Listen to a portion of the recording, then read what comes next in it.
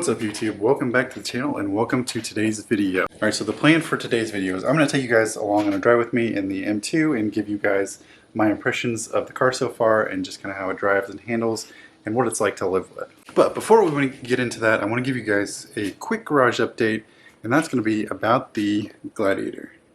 Alright, so it's been a minute since we've done anything with the Gladiator, and that is because currently it is pulling family duty. So as I mentioned in my previous videos, I sold my wife's X5. That leaves us with the M2, which is not exactly family rated, although it is great at picking up groceries because it has a huge trunk. But for family duty, we need the Gladiator right now until my wife's new car gets there. So on that front, I did get word this week. My wife's new car, I mentioned I ordered it. It's been about 5 weeks now. This week, actually, I got the VIN number and I got word that they've got all the materials together, so it is actually in the queue to start building at any time. So hopefully the wait will not be that much longer. So yeah, the Gladiator is pulling family duty right now, taking my son to and from school, which means it's kind of a hot mess and not really in shape to be making any content or filming with. But once we get my wife's car, that won't be an issue anymore. I'll get my truck back and we can go back to making Gladiator content. So just want to give you guys a quick update on that. So now that we've got that update out of the way, time to hop in the M2 and go for a drive. Hey guys, so it's actually the next day. I was going back through and editing the video and just wanted to drop in with a couple things real quick. First off, in the driving sequence next, so I got a new just like suction cup mount for the sunroof of my car for my phone, and I was planning on using that to use like the forward view, and it ended up being really a piece of junk. And you'll see in some of the footage, and I try to cut out as much of it as possible. It just sits there and kind of shakes the whole time. So next time I do one of these driving videos, I will definitely come up with a better plan for that and get some better equipment as far as getting that stabilized goes. Number two, and way more importantly, if you guys have not seen it yet, Ben Hardy actually did a car review on my M2, so if you've not seen that yet, definitely go to his channel, check out the link below. Thanks a lot, Ben, for doing that review. It was totally awesome. So I've been watching Ben for a long time, and to see my car actually be on his channel, it was a really cool experience. Alright, so thank you, Ben, and now back to the video. Alright guys, so we are off in the M2, and I hope it doesn't sound like I'm screaming at you guys, but you can probably hear the engine noise is fairly loud, so I feel like I need to talk a little bit louder just to kind of get my message across to you guys.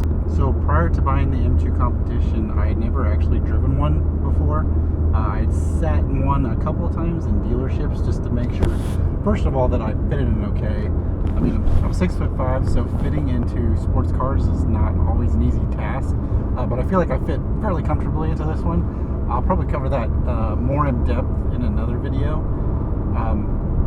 But like I said, I never actually driven one, but I've owned a couple of BMWs before. My first BMW was a 3 Series. It was a 320.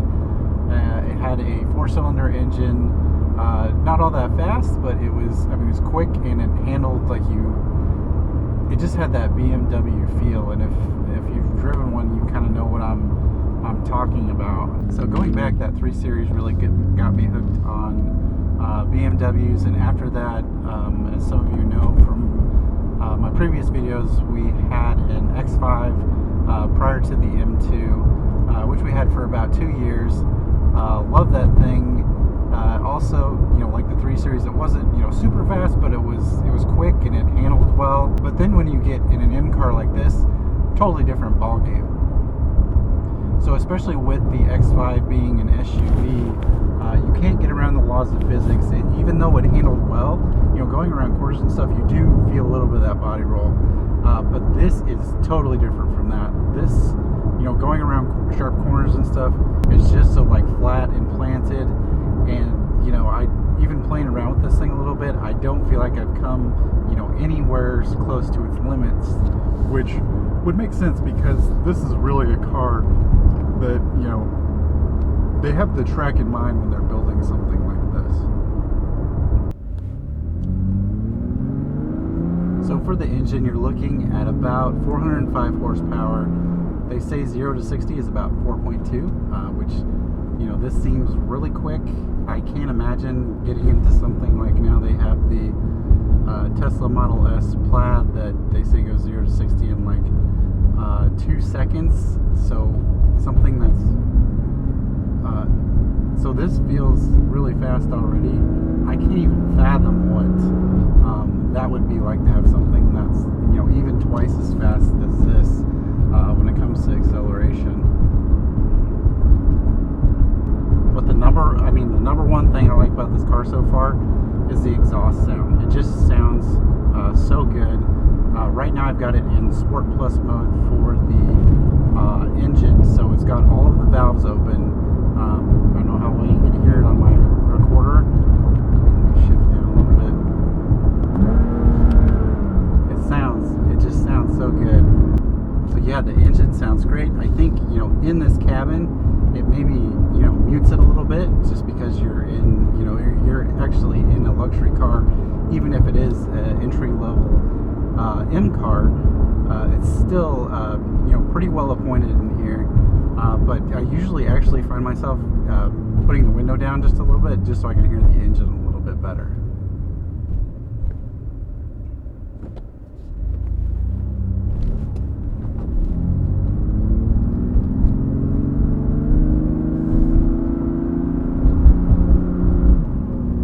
So as far as driving M cars before, the only thing I had any experience with was an X3M that I actually got for a loaner while our X5 was in the shop. So this setup is very familiar with that, in that, you know, there's a bunch of different settings you can choose to kind of customize the experience you're driving the car with, and kind of based on what you choose, make the car drive totally different depending on the settings. So with the M2 competition, you can change the throttle response, the weight of the steering. So I think they call it the aggressiveness of the shifts. But to me, it's just, if you put it higher, it will actually like hold on to the gear longer and rev up a little, allow the engine to rev a little higher. So I usually turn that one all the way up. Depending on where I'm at, I'll have the engine setting in either Sport or Sport Plus. And then the steering, I usually keep it right in the middle on Sport. Now, the one thing you can't change in this car like I could in that X3M is the suspension setting. There's not different settings to where you can make this more comfortable or less. If you're on a good road, for the most part, it's going to ride very comfortably. If you're on kind of a bumpy road where things are kind of torn up a little bit, you're probably going to feel every bump of the road. But I don't mind this with this car. As I said, I got this for more of a driver's car to just take out and have fun with it, rather than a luxury car. So for me, I'm willing to deal with that. That's not a big deal. So one thing about I've noticed about this car, and the X5 was kind of the same way, but this is a whole nother animal, is getting up to highway speeds. You really have to kind of watch your speed, because you know, even doing like a general acceleration, even if you're not like mashing it to the floor, you're still going to look down. You're going to be doing 90 before you even realize it. So you really have to watch out for that. And I'm probably lucky I haven't got a ticket in it so far.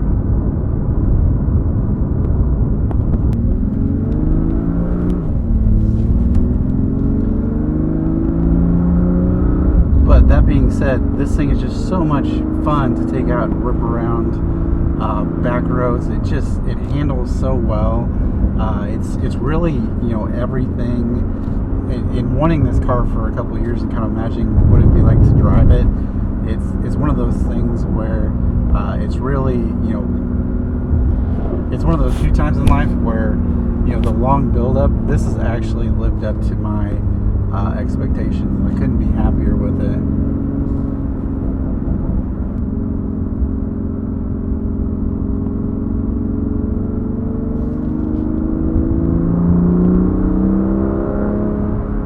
That sound is it's so addicting. It just sounds so good, even from the factory.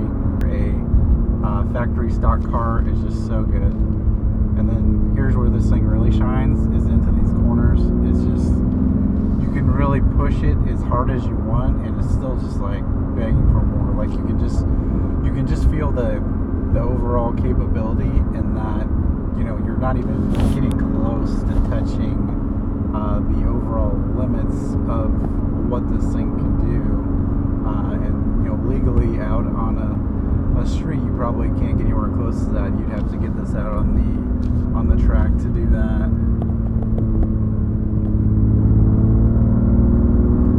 Oh man.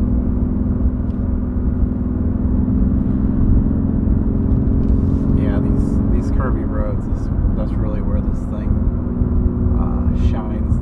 Getting it out on the highway and doing a hard pull and hearing the engine rev it up to 80, 90, that's over really fast, and that's equally satisfying. But this is really what it's made for, just to show how well this thing handles these curves. It's just effortless for this car.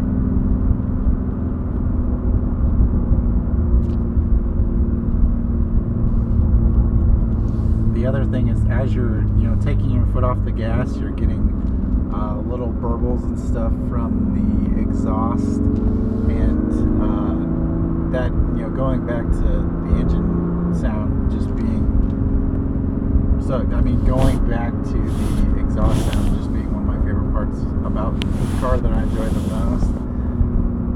It just really adds to the overall experience of this car. So it's just, I mean, it's so capable. Everything feels so good. You feel like so connected to the road.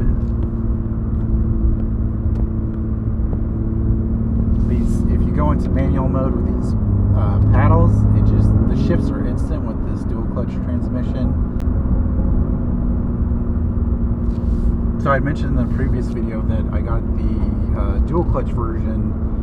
There's also an option to get a manual. And if it was just me, I probably would have gone with the manual option.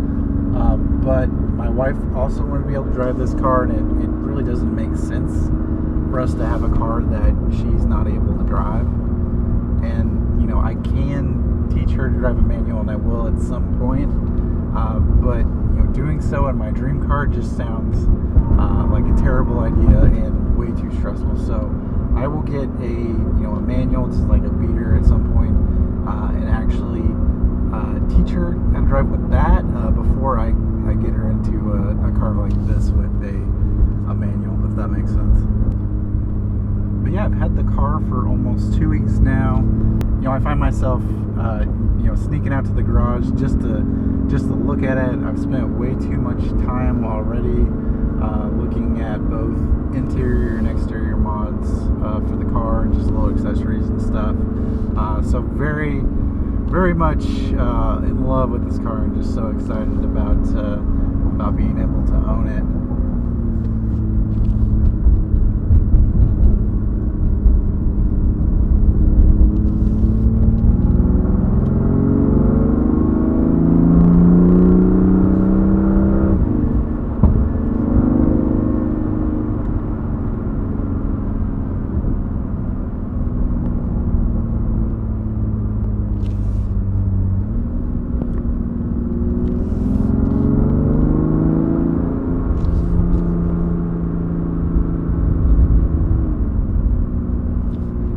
Yeah, but just very glad I could get a nice afternoon today where the weather is nice, and get this thing out on a kind of a back curvy road.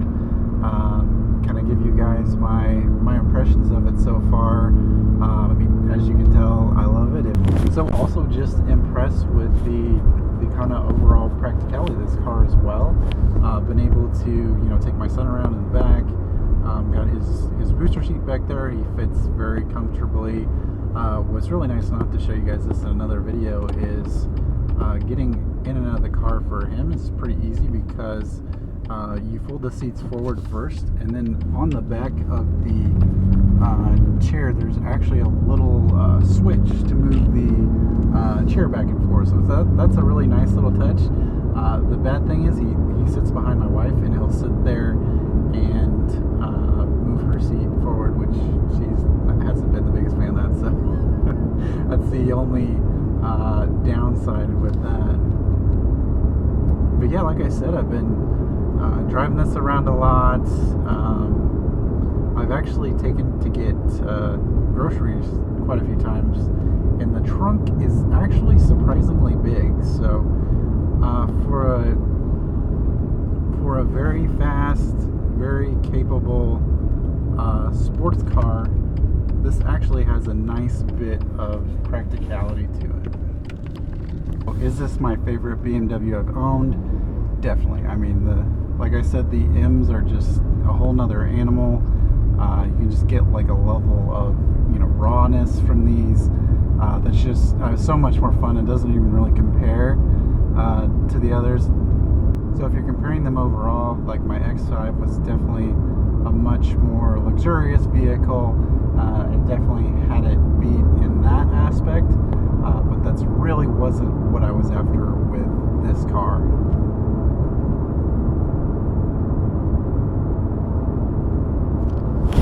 Is this my favorite sports car I've ever owned? Yes, and it's actually been a really long time since I've had like a proper sports car coupe. Back in college, I bought a Ford GT that had a V8 engine and a manual transmission. I had that car for almost 10 years, and I love that thing. Even though at 6'5", I barely fit in it. Especially with it being a manual, I was always banging my knee on the steering wheel and stuff like that. But I love that car, but this just hands down better in pretty much every aspect. Alright guys, well that's going to wrap things up for today's video. Appreciate you guys tagging along with me, and as always, if you stayed around to the end of the video, really appreciate the support. So be on the lookout for more content coming soon on both the M2 and the Gladiator, and I will catch you guys in the next video.